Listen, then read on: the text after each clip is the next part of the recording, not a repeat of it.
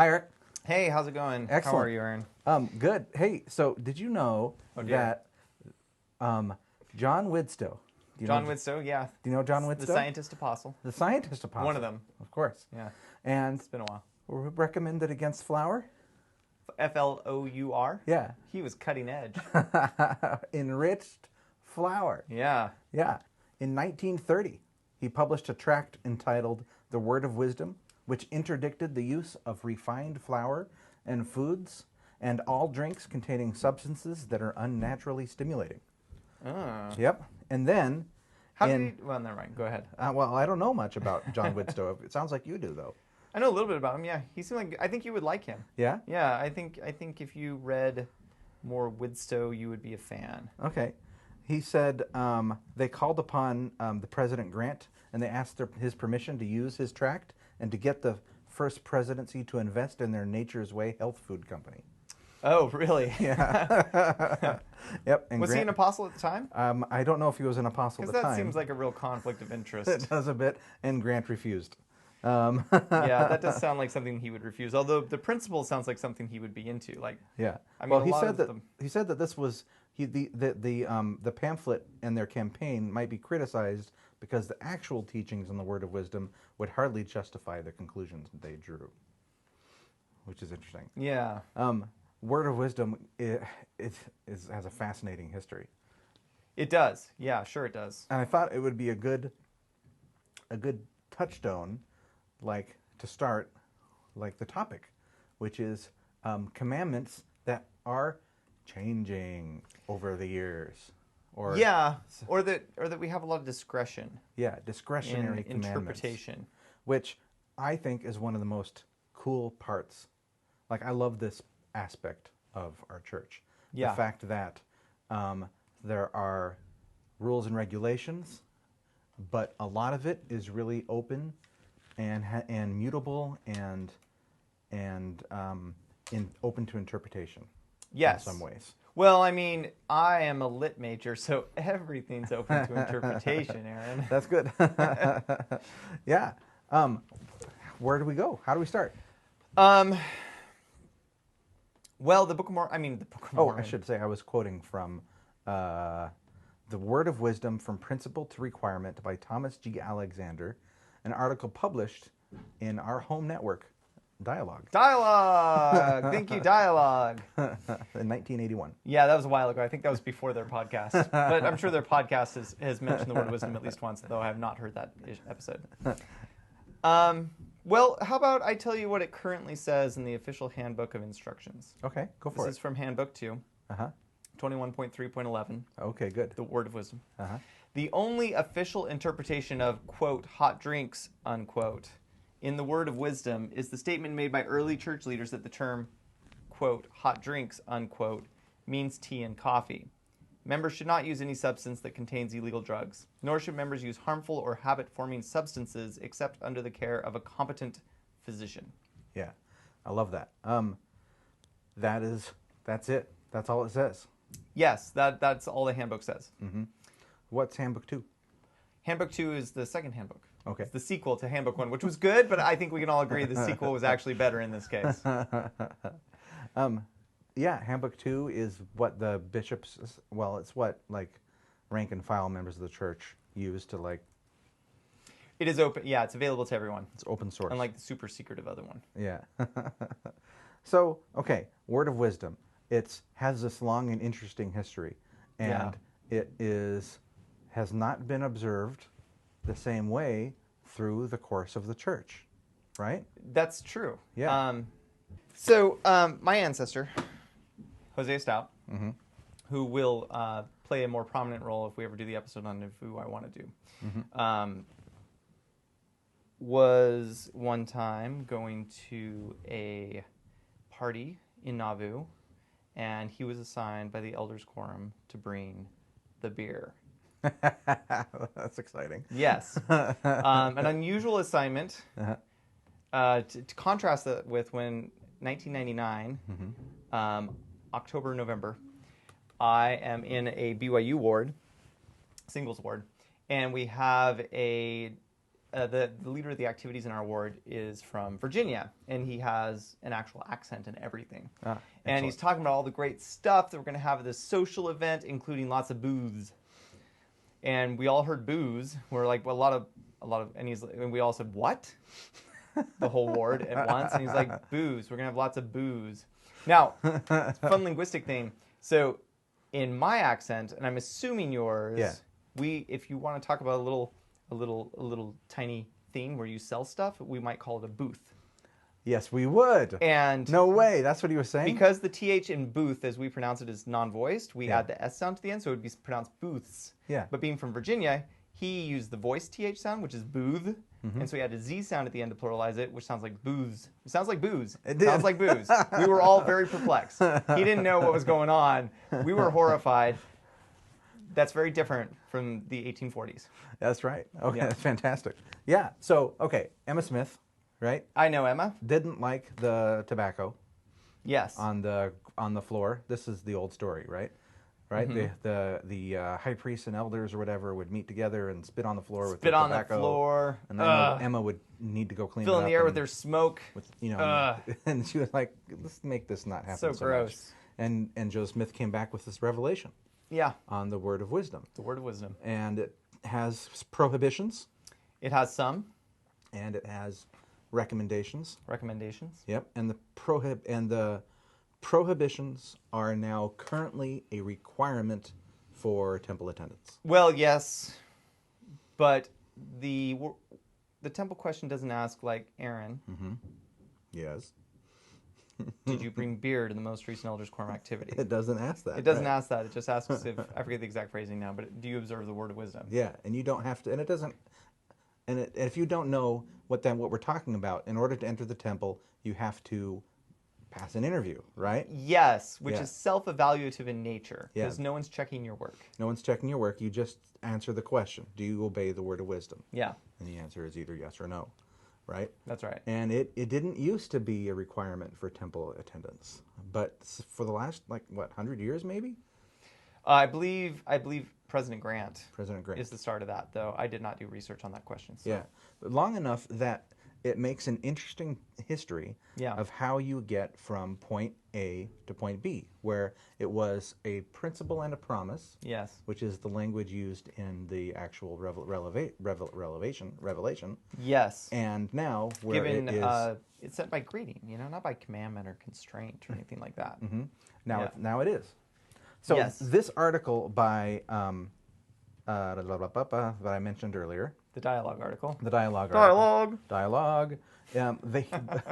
The idea behind it was to trace when the development and how the I'm glad you didn't share this with me ahead of time, because now I can be amazed at all your wisdom. Yeah, it's great. Well, look, full disclosure, I didn't read the whole thing. It's a long article. Look, a lot of research, a lot of scholarly. There's no figures either. I'm used to a paper with figures. Yeah, what is this? So, okay. So shortly after, I wanted to quote this one particular part of the article. I am listening. In the latter case, this is right after the thing about flour. Okay. Right? And you said interesting. You think that maybe he was ahead of his time, right? Have you run into anyone who is freaked out about gluten? Yeah. Also, I learned from the great work of American ingenuity, Scott Pilgrim versus the World. Yes. That bread makes you fat, which is very upsetting. Listen, also, I don't know if we can say that's American ingenuity, because Edgar Wright is British and Michael Cera is Canadian. Yeah, well, it's a collaboration. Yeah. One of the best movies ever. No, absolutely. We can do a whole episode on why. Maybe we should. Yeah. In the latter case, quoting from the article, talking about flour, it seems probable that scientific evidence on the harmful effects of certain types of food and additives played an influential role in the attempt to broaden the coverage of the word of wisdom. Right. By the same token, similar scientific evidence also seems to have played an important role in the developing insistence that members abstain from tea, coffee, tobacco, and liquor. Right? Sure. What role did revelation play in the matter? All right. This is the interesting question. It is clear, I'm paraphrasing now, that Section 89, the word of wisdom, is a principle and a promise. Yeah. Right? when did it become a commandment? Where is the revelation that made that change happen? Well, I've already given you my guess, Mm-hmm. but to talk a little bit more about President Grant, Mm-hmm. he's also the one from whom the anti-Coke feeling sort of originates, more or less. Yeah, okay, yeah. He was really into prohibition. He felt really betrayed. Excuse me. He felt really betrayed by the Saints when Utah became the state whose vote overturned prohibition, Okay. because he was very pro-prohibition. He was very much a man of his time, right? Temperance. Temperance, yeah, the temperance unit. He was a teetotaler Mm-hmm. and thought everyone else should be as well. Yeah.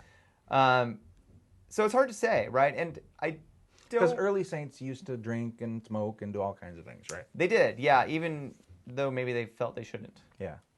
Because of this, because of the word of wisdom. Speaking of Hosea Stout, my illustrious ancestor, Yeah. he was the chief of police at Winter Quarters. Wow. Man, that place was full of drunkards. You don't hear that very much in Sunday school. There were so many drunkards causing problems in Winter Quarters. No way. Oh, man. Those the good old days. Quoting again from the article. There is, however, no known contemporary evidence of which I am aware that a separate new revelation changed the word of wisdom from a principle with promise to a commandment necessary for full participation in all the blessings of church membership. Right? Yeah, this is the whole policy versus Yeah. what is doctrine, what is policy Yeah. thing. It is, continuing, it is obvious that the 12 in the first presidency prayerfully considered the conclusion that it ought to be a binding commandment. Right? Well, I don't think it's any great shock that we are influenced by the times we live in, even if we're an apostle. We are creatures of our time. I mean, there's a reason the restoration happened when it happened, right? But this is basic primary stuff. Like the way was prepared. You know, America, Great Awakening. Then you know it all leads up to the millennium eventually, which is a real thing. Of course. So, but okay. yeah. So I mean, I don't think there's anything distressing about policy being affected by the times we live in. Mm-hmm. Well, That's not a solid. But if you want a really solid answer, like this is what the prophet of God says, that maybe isn't the answer you're looking for. Right. This goes back to our canonization topic, right? Yes. It is fun as a member of the church to really look for primary sources for policy. Sure. And where a primary source here means doctrine, right? Right? I don't know. But this is what this guy's point is that you really Right. can't look at it that way for most policies. You have to look at a larger perspective, okay? Right. In fact, the conclusion paragraph says, the student of Latter-day Saint doctrinal and policy development will paint a more detailed picture if he conceives his tasks more broadly than the narrow context of looking only at the scriptures and public statements of church leaders. It is a study of interpretation of what the word of wisdom can tell us, if anything, is that such change does not take place in a vacuum, right? So the idea is that you can't just base your understanding of what we've been taught to do based on looking at just the scriptures. You have to look at all the evidence, right? Yes. And the evidence is complicated. Recently, I don't know, the August 2019 New Era included a little tiny article about the word of wisdom. Uh-huh. It made explicit that vaping is against the word of wisdom. Excellent. Although that's clearly and obviously not in the word of wisdom as, Yeah. you know, but right. And I'm pro anti-vaping, to be clear, but It's like Captain America says, you know, it seems to run on some form of electricity. it also includes and it says things like, watch out, coffee isn't always in the name of drinks that have coffee in it. Which is interesting because, well, we'll talk about hot drinks in a minute, I'm sure. It warns you, just be careful. Maybe don't even go into coffee shops. It's too dangerous. But the topic I'm most interested in is what it has to say about green tea and black tea. Okay. It says they're both from the same plant, they're the same leaves, just they're prepared differently. So it's bad. How is one prepared versus the other? Do you know? Yeah, black tea is fermented ahead of time. Uh-huh. Okay. And it says that in the article. So even if I didn't know, I could have faked it right now. But I knew, Aaron, I knew. Good, you're prepared. When I was a missionary in Korea, yeah. 1995 to 1997, all the stuff we had officially published by the church used the word for black tea when teaching the word of wisdom, how the word of wisdom is interpreted. Coffee and black tea are against the word of wisdom, not green tea. Mm-hmm. I was involved, when this article in the New Era came out, I was involved in a little conversation on Twitter. Mm-hmm. And it made it sound like maybe that is not, like just as we have in America, mm-hmm. you know, I think the Coca-Cola example maybe is a good one, where some people are very religious about not drinking Coke. That's right. I don't know if I've ever tasted Coke. Really? Yeah, I'm not like very religious about it, but like I sort of grew up being very religious about the anti-Coke thing. Yeah. I don't like the smell of cola drinks. Mm-hmm.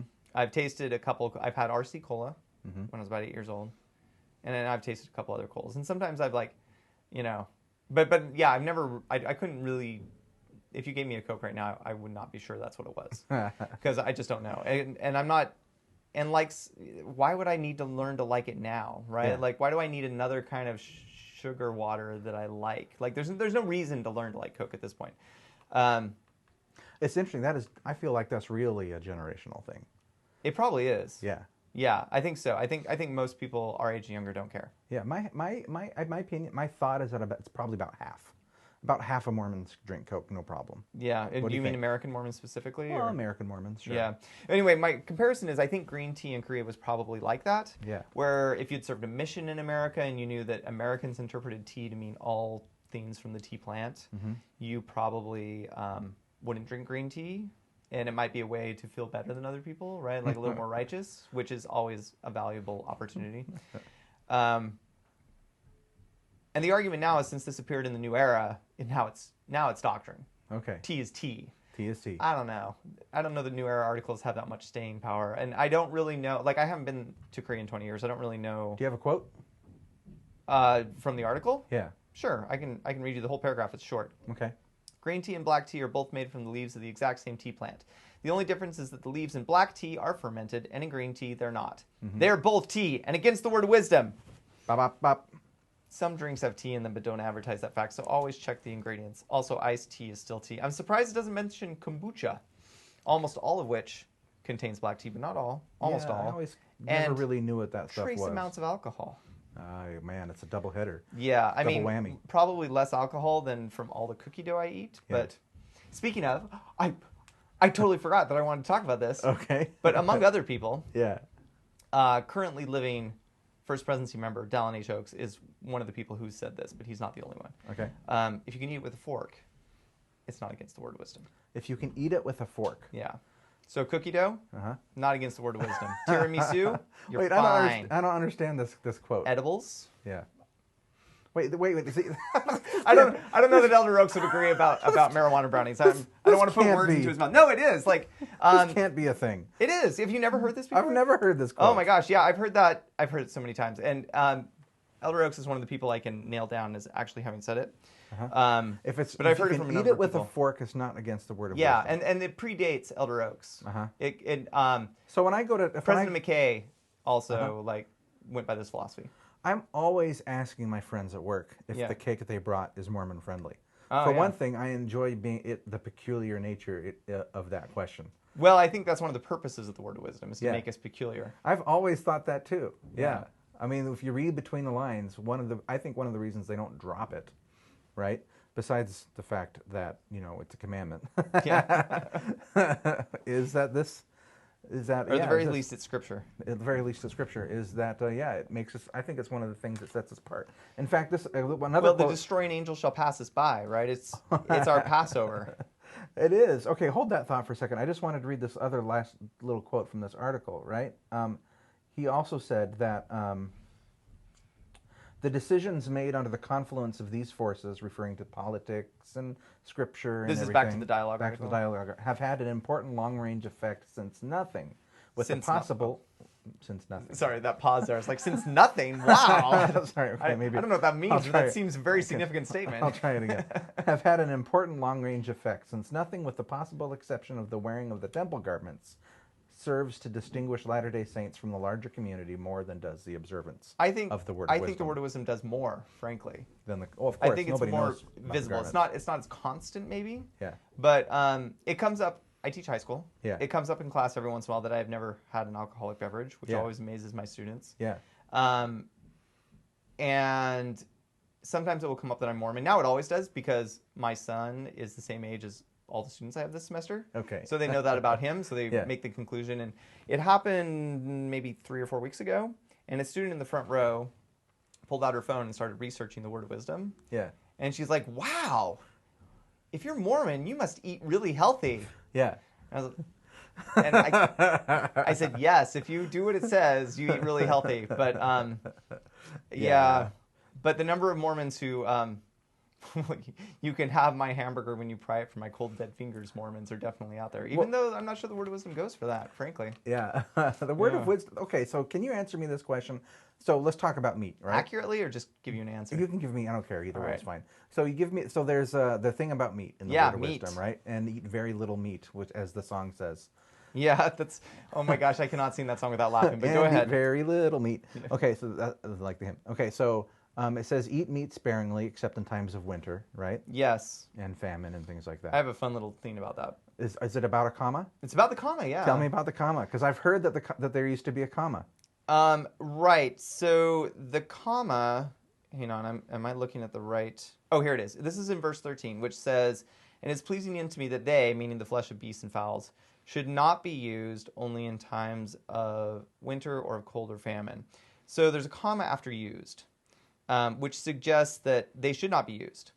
And then in this, with the comma there, only means except if it's times of winter, cold, or famine. That's when it's okay to eat the flesh of beasts and birds. There have been versions of the Doctrine and Covenants without that comma, and in that case, it's saying you shouldn't just use this stuff when it's cold. Meat's good. Go for it. Eat a cow, Mormons. And that's what I've heard. I've heard this before. So the first time I heard that, I was like, oh, good, because I like meat. But, everybody else who lives in my house completely disagrees with me, and I like meat. Mm-hmm. And if you put it in front of me, I will eat it because I like it.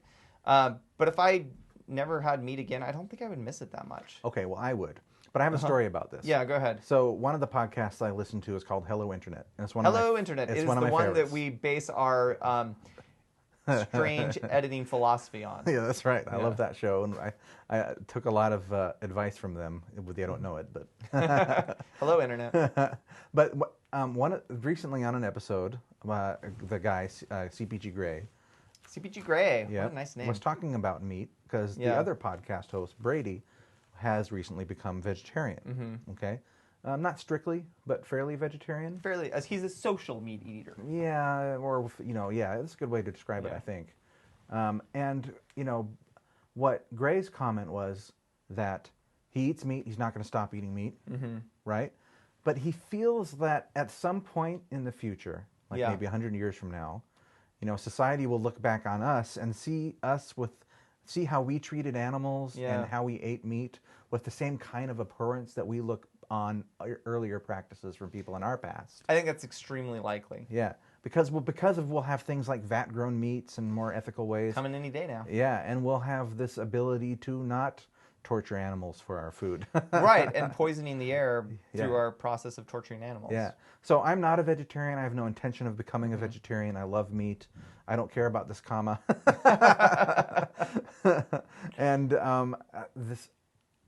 And the church hasn't told me not to yet.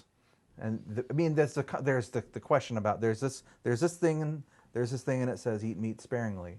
Yeah. And there have been plenty of church leaders that have said the same thing in the past. That have said, watch your meat President intake. Kimball does not like you killing the little birds, Aaron. Okay. Yeah. I haven't done it personally. Well, actually, if I could jump in here, I think you should. Uh-huh.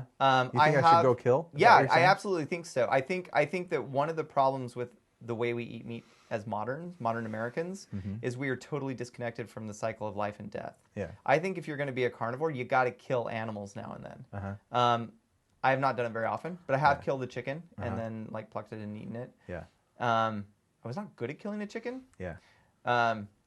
I told the story on YouTube once, and people complained it got yanked. But it's still on the internet if you look hard enough. You can find the story of me killing the chicken. I wasn't very good at killing chickens. But I do think it's important that if we're going to actually kill things and eat them, that we recognize the reality of that. I think you got to get your hands bloody now and then, or I think it's less ethical to eat meat if you've never killed anything.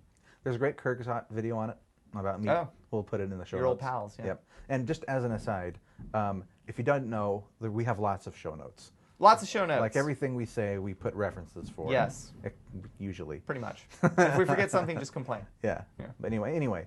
So word of wisdom, meat, it's changed a lot over the years it hasn't really changed a lot. It's essentially, its enforcement has changed. Very early on, it was tea and coffee. Very early on, it was do eat meats and vegetables, eat well, and it has. So the meanings of word changed too, right? Like it says in the Word of Wisdom, you can drink mild drinks, which, according to the understandings of the 1830s and 40s, would include beer, right? Beer was a soft drink. What we now call soft drinks, mild drinks, that is the same thing. But now, because of Prohibition and the way Prohibition changed the language, soft drink means no alcohol whatsoever. Yeah. That's what soft drink means. It used to mean lightly alcoholic. Yeah. I was just talking with a friend, actually, I believe a mutual friend. You know Brian. Brian. I don't know. I don't know if he wants us to identify him. Yeah. Because he's kind of a big shot now. A mutual acquaintance. Hey, Brian, how's it going? We won't identify you by last name. Yeah. He's kind of a big deal. Anyway, it's his theory, and I don't know of any evidence that he's correct, but you know how Utah until recently, had the lower legal alcohol limit for beer? For something to be sold as beer, it had to have a lower alcohol limit. Was it 0.05? I don't know what it was. Dude, I missed that question on my driver's test just like a week ago. Oh, I always miss that one. I couldn't remember. Why do I need to know that? I'm not testing my blood before I get in the car. Where's the am Mormon option on that question? Or just option E, like just never drink. That's also okay. I hate that stupid question. Always get that one wrong. Yeah. My wife got that wrong when she took the test earlier this year. I'm sorry, I forgot what I was saying. His theory is that the reason for the lower alcoholic limit in Utah was that it was low enough that people would consider it qualified as a mild drink. So Utah beer with the lower alcohol limit would have been a mild drink according to the Word of Wisdom, according to an earlier interpretation. I don't have evidence for that claim, but it's compelling and it's interesting. I doubt it. I don't think it's true, but it totally could be. So the enforcement has changed, and now we have it the way it is, and I think it's pretty great. There's studies, read the Wikipedia article on Word of Wisdom. There's been studies that show that Mormons live longer. Yeah, I don't know how up to date those are. Well, is that still true? Studies that they live longer. Here we go. I can just quote it. Health studies. There was a 1987 study, right, that concluded that talked about this, and then there was a more up-to-date study as well. When's the more up-to-date one from? Let's see. 1989. I guess maybe that's not so up-to-date. Yeah, I mean, I don't know. I mean, I want that to be true, of course, but I think that, coming back to the peculiar thing, I don't think it matters. Yeah. I don't really think that's the point of the Word of Wisdom. Yeah, absolutely. But it's a nice benefit. Yeah, but the thing is, if your testimony of the Word of Wisdom is based on me living longer than my neighbor, that's not a great testimony. I think it's worth redoubling on that. So, if the Word of Wisdom said, don't eat specifically red delicious apple. Right. Okay. Right. Because they are terrible. Yeah, they are the worst kind of apple. Yeah, very bad. So don't eat those, right? And scientifically, you could say, well, there's nothing really different between a red and a green apple except a little bit of the flavor, right? I bought an Arkansas Black last week. It was delicious. I've never heard of that kind of. Way better than a Red Delicious. But the point is that God said no. That's the point. Right, that's the point. I mean, the same thing with the Jewish. It's a lot of Levitical stuff. Yeah, it's Leviticus, right? And a lot of it probably made sense 3,000 years ago, but I don't know if it still does.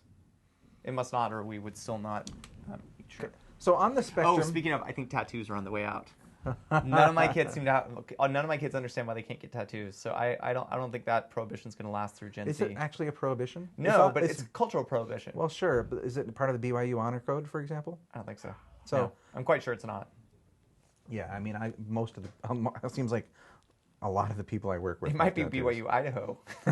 They might have it officially, yeah, but not BYU Provo.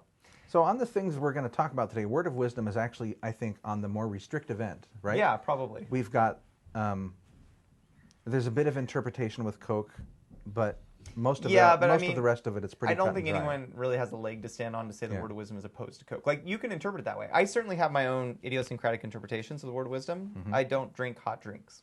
Just anything that's hot. Yeah, and I have my scientific reasons. That does Drinking feel hot fairly. Things causes throat cancer. That does feel okay. Well, that's interesting. But, yeah. Yeah. It's idiosyncratic. Like I wait for things to cool down before I drink them. President Ezra Taft Benson. Oh, this guy. In 1986. Yeah, I have a comment, but go ahead. When I was about 9 years old. 9 years old in 1986. Yeah. So I would have been, and I was too. It was 4 months before my birthday. I'm pretty sure that I heard this general conference address. I almost certainly was listening to it in my basement. Yeah. Said. No memory of it. Don't see rated R movies or vulgar videos or participate in any entertainment that is immoral, suggestive, or pornographic. Don't listen to music that is degrading. May I ask you a question? Yeah. Does it matter who he was talking to? It does, I think. He was talking to youth, wasn't he? Yes. Tonight I would like to speak directly to you young men of the Aaronic priesthood. Youngest men, maybe. Well, okay, Aaronic priesthood is 12 to 18, right? I don't know. 1986 was a long time ago. Who knows? It was 12 to 18. Do you have a source for that, Aaron? It hasn't changed.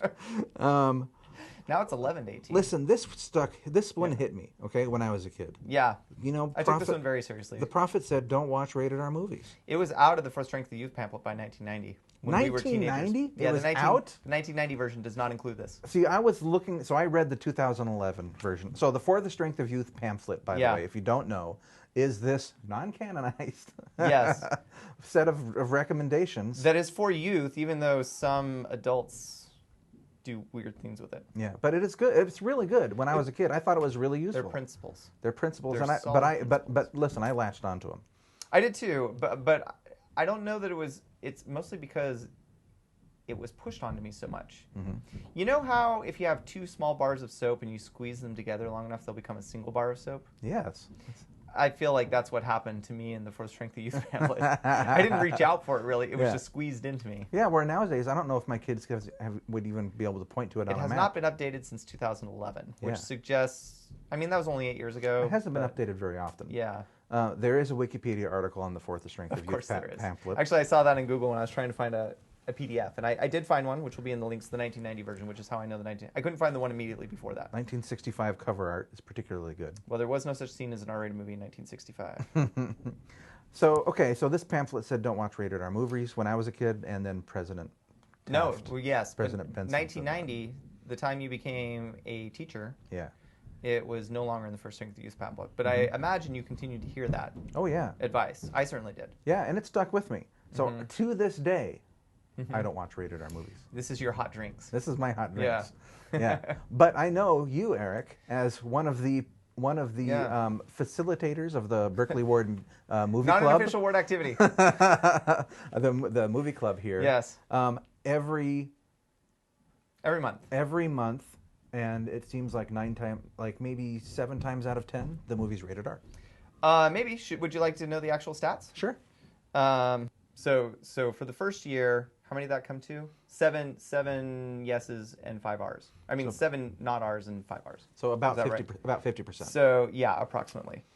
Well, let me ask you this. Yeah. Actually, before I ask you this, let me tell you that one of the movies we watched last year was Silence, Martin Scorsese's film about Portuguese Catholic missionaries in Japan. Yeah. And I first saw that movie in theaters because a couple guys in the ward said, hey, let's go see Silence. And I said, okay, and I went and nobody else showed up. But I'm really glad because it was such an intense and powerful experience. Like, I didn't want to talk to anybody afterwards. Like, I couldn't talk for a long time. I never thought I'd watch that movie again. But then the film club chose it, and I watched it twice in preparation for our discussion. And I have to say that it's among the most powerful religious experiences I've had watching that film. Mm-hmm. It's rated R. Mm-hmm. And it should be rated R. Yeah. Even though it is less violent than a Marvel movie, the violence means something very different in this film than it does in Captain America. It's a powerful, powerful film, and I would recommend it to anyone. And let me ask you this, young man. Why should we let a group of Orange County parents secretly, without identities, decide for us, take away our agency, and tell us which movies are worth a Mormon person watching and which ones aren't? Why should we let them do that? Why does the MPAA have moral authority over my media choices? Well, this is why I think this one's on the way out. Is that it's out. It's already out throughout the world. It's just lingering in the United States. It's just lingering in these kids that were your age and my age. Right. You know, I think that it's probably even on the way out for me. I don't know when the first rated R movie I'm going to watch on purpose is going to be, but it wouldn't surprise me if it was within the next few years, and it wouldn't surprise me if it wasn't Deadpool. I have not seen Deadpool. I have not seen it. Like I'm tempted. Like Deadpool and Zombieland. Every time I flip past them on Netflix, I'm like, not this time. I'm gonna stick to my guns this time. But yeah, I don't know, man. I mean, I don't think we have to look hard to find PG-13 movies that are morally bankrupt, that are worse for your soul than a movie like Silence. The phrase that you just used, worse for your soul. Yeah. Okay? Let's talk about that for a minute. I think we as a church really do believe that images, I would say images more than words, but specifically images can be harmful to the soul. Yeah. Right? Do you think that's true? Well, yes and no. I think it is absolutely true that images you would rather not see can last with you your entire life and affect you deeply. Shocking. To pick a non-pornographic example, which is everyone expects this conversation to go to pornography, so let's not. Yeah. What about 9/11? Those are images that are seared into me, and I will never lose those. Yeah, it's true. My life changed in a significant way on that day. Yeah. And it's because of images. I wasn't present. I didn't know anyone personally who was killed or even experienced severe difficulties on that day. I do know people now who lived in New York at the time, but at the time I didn't know anybody at all. Either. And there was nothing personal about it, but those images changed me fundamentally. So, agree completely. So that's my yes. My no is that to suggest that the damage to the soul is somehow irreparable is to deny the atonement. Yeah, fair enough. And also, yes, I think you're absolutely correct. The fact is that there are real problems in the world. Yeah. Right? And there is real emotional things that need to be conveyed through art. That can only be conveyed through images, and that move the soul to understand what the world around them, right? And so it's a real balance, right?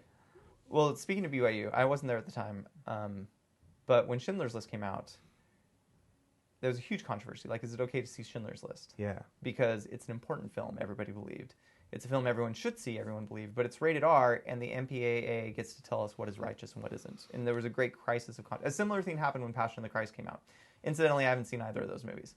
But I think that's the real danger of the R-rated rule, is it's somebody, we're letting some other organization tell us what is righteousness. And I don't think the MPAA deserves that kind of power. That's not our organization. Right. It's not our organization. And I think there's a really good reason why the church, with this example specifically, but also with the Word of Wisdom and with Sabbath observance, which we'll probably get to, there are specific commandments where the church tries really hard not to tell us exactly what right is and what wrong is. And if you accept the basic Latter-day Saint philosophy that agency and exercising our agency is a huge part of the reason we even exist on this earth, then anything that takes away our agency, and I think that's what people liked about the R-rated rule, is like it took away the decision. It took away the decision. Like I can go watch. It was so easy. Like Austin Powers was a a big example at the time. I can go watch Austin Powers, Yeah. and it's righteous Yeah. because it's rated PG-13. That's right. But you're watching Schindler's List, and you are a wicked person. Yeah. Like, that's a fairly ridiculous. It's absurd on its face, Yeah. right? But I feel good about that, and I can judge you for watching Schindler's List because it's rated R. And I think that actually is, and this is obviously my personal opinion, but I think the greater sin is surrendering your agency to the MPAA. And I'm not complaining about what President Benson said. Well, this I is think what it I'm was much, I mean, he was saying it to the youth. The MPAA guidelines are designed to help those kind of decisions for youth, right? That's what they're for. I don't think he ever intended this to become quasi-doctrine. It really was quasi-doctrine. Don't see rated R movies. It's huge. Or vulgar videos, or participate in any entertainment that is immoral, suggestive, or pornographic. And then he also spent a long time, apparently, I haven't re-listened to the article talking about music. So why did he, so it's interesting, why did he say this particularly about R-rated movies? I think that, go ahead. I have heard. I'm gonna you go ahead. I'm gonna check if what I'm about to say is. No, I'm asking the question. Oh, okay. Why did he choose to draw this particular line in the sand? Okay, I have heard a rumor. In 1986. Oh, no, it doesn't pan out. Oh, it doesn't pan out. It doesn't pan out. Okay. Well, in 1986, that wasn't so far away from when the R rating first appeared. Yeah, that was mid-70s, maybe. But it was long enough that people knew what it meant, right? Sure. At least for American Mormons. For American Mormons. And the thing is, like, and that's another problem with this is, like, you can watch The Matrix in Canada because it's rated PG something. I forget exactly. But you come to the United States and all of a sudden it's a sin. Matrix is amazing. It's a great movie. It's rated R. All right. So I think I've seen the TNT version.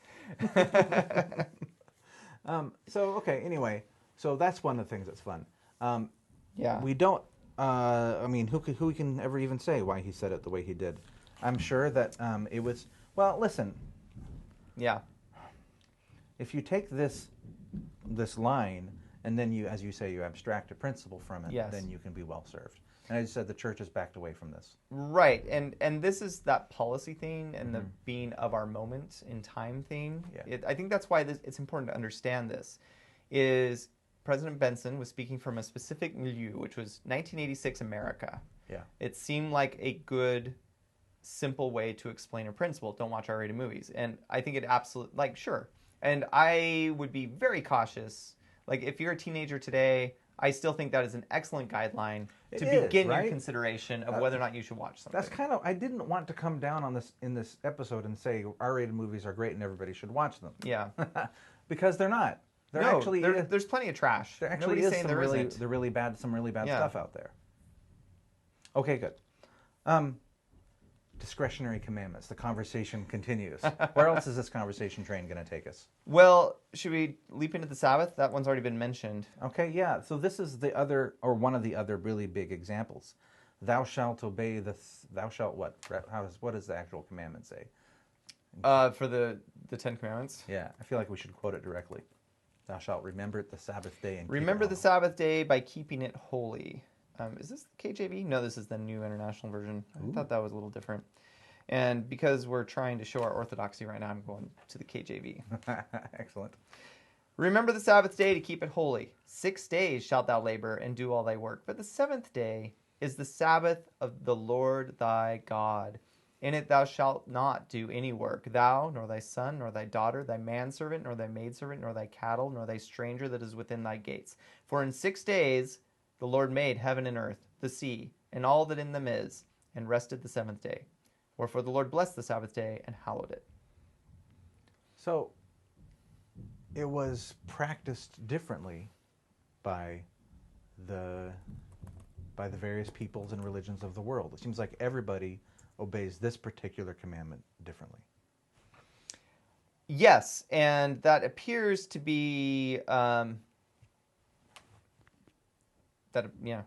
appears to be intentional on the part of the church to leave that one open for interpretation. Not that there aren't regular general conference topics. Yeah, I was referring to the world religions. Oh, the world religions in general. Oh, so yeah, it seems like every church out there, and not just Christian churches, Yeah. seem to obey this particular commandment in a different way. Right? Yeah. Like the old, the old standby about don't walk too much on the Sabbath, right? In the laws of Judaism, stuff like that. Yeah. Right. I think Christians, because Jesus was kind of harsh about those kind of things, avoid that. But, you don't have to look hard to find towns that used to have Sabbath day laws and certain things couldn't happen on the Sabbath. So, Eric, can I go surfing on the Sabbath? Aaron, I heard something that I thought was really wise once on the radio. Yeah. And I don't want you to dismiss it because it's from the fellow who predicted the rapture in 2012 and a few other times and continued to be wrong. That's fantastic that you're quoting this guy. I used to listen to his show every once in a while because I liked him. And it was on one of my AM presets, and I listened to it for like 5 or 10 minutes here or there. All right. But something he said, the only thing I really remember that he said that I thought was really wise was, and I don't necessarily agree with this, but I think it's a really, really useful way to think about the Sabbath, is he said the Sabbath is set apart to be different. And so what should you do on the Sabbath? You should do things you don't do on the other 6 days. So if you don't build furniture on the other 6 days, then maybe building furniture would be a good thing to do on the Sabbath, right? Because you're doing something different, and it can become kind of a meditative practice and be a way of connecting to the Lord. It's something you dedicate to the Lord, and it's something you're not doing the other 6 days of the week. It doesn't really matter. It doesn't necessarily mean rest. You're resting from the things you do the other 6 days. You might be doing anything. You can do anything as long as it's different. And again, like, I'm not necessarily promoting this point of view, but I think it's a useful way to think about, like, why are you doing something on the Sabbath? Why are you making the decisions you're making? So, what do we teach? Well, there's a lot of teachings. Like I said, General Conference, every once in a while somebody will lay out a list of yeses and nos. Clayton Christensen has the great story about not playing basketball for Oxford on Sunday, which is a powerful story. But I'm not sure I really believe the message he's... When our kids... Aaron, I feel like you know me reasonably well. The people out there in podcast land may not know that I am not a sporty person. Okay. My parents signed me up for baseball when I was a small child, and I did 1 season and hated it. I, on the instruction of my mother, signed up for cross country in 6th grade and ran, I think, 2 races, came in last in both of them and quit. That same year, I also signed up for basketball and made the 3rd team of the elementary school basketball team and quit after 1 practice. Like, it just didn't stick. I didn't care.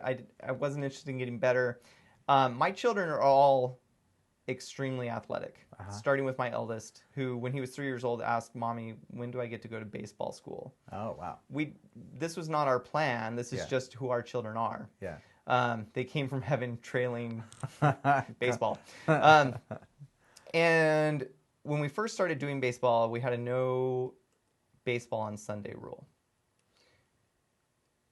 And then, because baseball is so insanely expensive here in the East Bay, when a lot of baseball started happening on Sunday, and we realized we're throwing away like hundreds of dollars, then we said, okay, but you can't miss church. And that's our current policy. You can't do sports during church hours. You have to go to church. If it conflicts with church, you're out. You can go otherwise, but it's just the game and home. That is the compromise we've arrived at. This is what's so great about this particular commandment, right? Is that it is really up to you to figure out how to keep the Sabbath day holy, right? Yeah. We have some recommendations, right? We try not to buy groceries, right? This is one of the things that we do here in conference talks, right? Don't work on the Sabbath, for a paycheck if you can avoid it, which is another interesting topic. Lots of people, of course, have to work on Saturday. On Sunday. They do, and I quit a job because I had to work on Sunday. But that job was largely I worked at a gas station. It felt like what I was doing all Sunday was selling booze and pornography and lottery tickets. And I was like, I can't do this. I couldn't do the job. I just didn't feel good about it. You're also in a situation where you could afford to not work Sure, there. That's true. I was 22, I think, at the time. So it wasn't a big deal. I have to work on Sunday all the time, and it's because of just my job. It's just my job is when the beam line is on, you go and collect data. That's just how it works. Yeah. This is an all day, all night calling sometimes. And so, and then other times, you know, I'm at a conference, and conferences are always scheduled over the weekend, it seems. Yeah. Right? I don't consider myself a non-Sabbath observer. There's a great story from the first generation of Korean saints. I forget the gentleman's name. We could look it up. But he was in the cabinet of the president at the time. President, the Koreans would pronounce it E, would be his last name. They spelled it R-E-H-E-E at that time. Now it would be spelled L-E-E. We could look him up. Maybe you want to cut all that. The point is, he was a cabinet member, right? This member of the church was a member of the president of North Korea's cabinet. And one time, the president sent people to the local church where he was teaching Sunday school to the young people of the ward. And they said, you need to come. The president needs you now. The president of the country, Aaron, the president of the country needs you now. Whoa. And he said, fine, but I'm going to finish teaching this lesson first. And he finished teaching the lesson, and then he went and helped the president handle the emergency situation. Oh, that's great. And the kids in that class remembered that forever.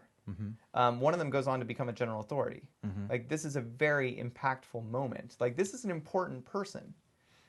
And he demonstrated to them, A, how important church is, but he didn't neglect his responsibilities either. Like, he found a way to do all his responsibilities, and he maybe didn't realize it was a big deal at the time, but it was a big deal. Like, that is a foundational pioneer story for Korean saints. That's awesome. Discretionary commandments are one of my favorite parts about the church. We've talked over the last 2 seasons. What would you think? This is maybe 1.5 seasons now? Yeah, something like that. Over several topics that we both had a bit of a problem with, and we wanted to kind of work it out and chew on it, right? But this one, I love this part of the church. I love the fact that it isn't prescriptive when it seems prescriptive. Yeah, I really feel that a lot of people misunderstand this about the church. Like, I really do believe that we act on our beliefs that agency is important. And the recent changes to the way some of the temple recommend questions are asked, I think, are relevant to this. I think there are ways to make the temple recommend questions much clearer that they're self-evaluation and it's about agency. But the changes are in line with that. Because I agree with you. I think that's fundamental to who we are. Self-evaluative. I like that a lot. Okay, did we miss anything? Not on my list. All right. So, yeah, 3 kinds of discretionary commandments we covered. Word of wisdom. 3 examples, yeah. Sabbath day. R-rated movies! An R-rated movie. Yes. We're a proud member of Dialogue. That's right. That we are. Yeah. Yes. Go and listen Everyone to at Dialogue likes Wes Anderson movies. Go and listen to their shows. Yeah. I don't really have anything else to say except that it's okay if people think I'm weird for not drinking hot drinks, and it's okay if people think I'm heretic for watching the Royal Tenenbaums. In the end, we all have to make our own choice, and we all will stand before God and defend those choices. I don't really think defense is the right word, but I think that the main thing is that we're using our agency in the best way we can. That's the moral of the story. It's not about who's right and who's wrong. It's about, are we individually doing our best? Because the rules might be a little different for me and you. Because we're not the same people. Right.